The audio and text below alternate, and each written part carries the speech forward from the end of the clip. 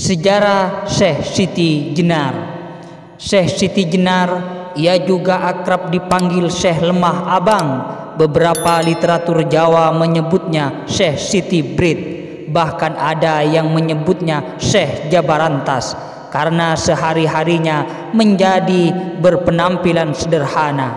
Pakaian luarnya Jawa, tak jarang kelihatan robek-robek. Mungkin di zaman sekarang ia digolongkan sebagai orang yang nyentrik. Ya, penampilannya sederhana, tapi ilmunya mumpuni. Namun ia tetap rendah hati. Ia tetap mau berguru kepada para wali sepuh di tanah Jawa. Ketinggian ilmunya mengundang curiga wali-wali sepuh yang mengajarnya, menyangka dia mempunyai ilmu sihir. Padahal yang muncul tiba-tiba dan disaksikan oleh santri-santri Sunan Giri adalah karomahnya. Tentu saja Syekh Siti Jenar tidak mau mempertontonkan ketinggian ilmunya, karena karomah itu muncul bukan dari hawa nafsunya, melainkan semata-mata iradah Allah. Tetapi yang membuat nama Syekh Siti Jenar mencuat di permukaan bukanlah semata-mata ketinggian ilmunya, melainkan praktek hidupnya yang merasa sama dengan orang lain. Keteladanan dalam beragama mudah diikuti orang lain. Tak heran bila setiap hari masjid di pesantren Lemah Abang dipenuhi orang. Para santri antusias dalam mendengar kajian sifat 20 yang disampaikan Syekh Siti Jenar sendiri atau para asistennya. Benar-benar terbuka tanpa ditutup-tutupi. Ajaran itu disampaikan oleh Syekh Siti Jenar di masjid. Tak kala Syekh Siti Jenar sedang duduk di dalam masjid untuk mengajar murid-muridnya, datanglah 5 wali utusan Raja Demak. Mereka itu adalah Sunan Bonang, Sunan Kalijaga, Pangeran Modang, Sunan Kudus, dan Sunan Geseng. Di tengah-tengah suara riuh para murid yang saling mengacungkan jari untuk bertanya, utusan Raja Demak mengucapkan salam kepada Syekh Siti Jenar. Salam yang diucapkan Sunan Bonang tidak terdengar olehnya.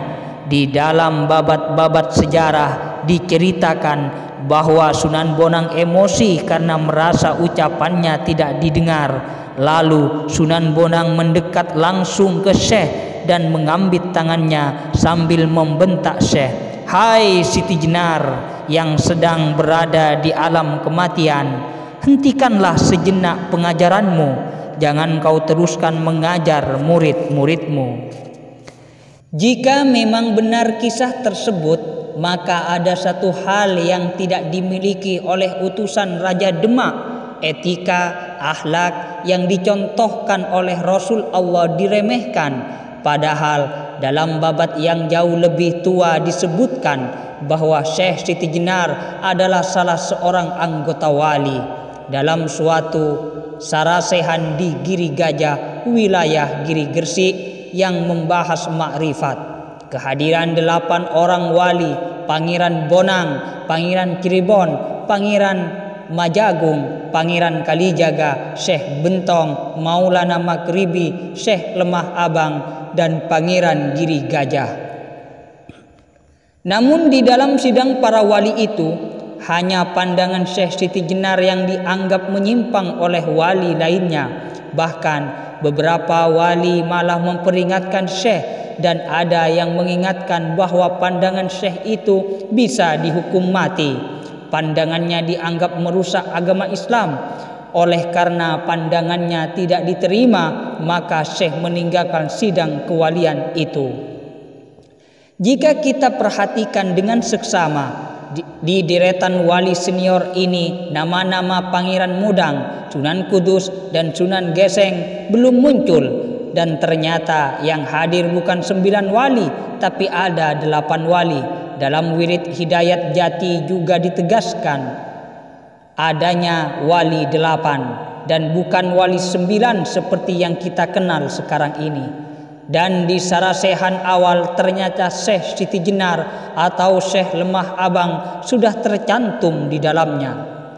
Dari berbagai kajian, pada umumnya para wali itu adalah penguasa, bukan mubalik agama Islam sebagaimana yang kita pahami selama ini. Mereka adalah penguasa daerah di bawah Raden Patah selaku Raja Demak Bintoro. Mereka adalah penguasa yang berpihak pada agama Islam dan sekaligus aktif mengembangkan agama Islam. Maka jangan heran bila penyebaran agama Islam di Jawa tidak diperoleh melalui peperangan, karena penguasa-penguasa itu resmi beragama Islam dan sekaligus menjadi tokoh dan penyebar agama Islam. Di tahap awal yang jelas-jelas bukan penguasa di antara para wali itu adalah Syekh Lemah Abang dan Syekh Bentong. Umumnya para wali itu bergelar pangeran, dan itulah yang tercantum pada lempengan tembaga yang ditemukan di Ferrara, Italia. Naskah tertua tentang para wali yang diterjemahkan oleh Drewes jelas-jelas menyebut pangeran, sebutan bagi para raja, yang dalam naskah-naskah yang lebih muda para wali itu disebut sunan. Dan kenyataannya raja-raja Mataram setelah Sultan Agung menggunakan gelar sunan seperti Sunan Amangkuat dan Sunan Pakubuwana. Meskipun pemerintahan Majapahit yang dipimpin oleh Maharaja Prabu Brawijaya V Kertabumi runtuh pada 1478 Masehi, tapi eksistensi Majapahit benula sirna. Negara Majapahit masih ada dan pemerintahannya dikendalikan oleh Prabu Girindrawardhana, yaitu Raja Keling Kediri yang menaklukkan Prabu Brawijaya. Tapi negara Majapahit di tangan raja yang baru ini telah rapuh. Raja-raja bawahan pada melepaskan diri dari kekuasaan Majapahit, sedangkan Raden Patah melakukan konsolidasi untuk menjatuhkan Prabu Girindrawardhana. Pada saat Majapahit belum sepenuhnya runtuh, konflik antara ajaran Islam yang dipegangi oleh Raja Raden Patah dan yang dikembangkan oleh Syekh Siti Jenar barulah muncul di permukaan. Mengapa? Karena raja masih terfokus pada penaklukan terhadap raja-raja di bekas kerajaan Majapahit yang belum memeluk Islam. Jadi perbedaan yang ada di dalam agama sendiri dikesampingkan, meski di sana sini konflik terjadi, tapi tetap diusahakan damai.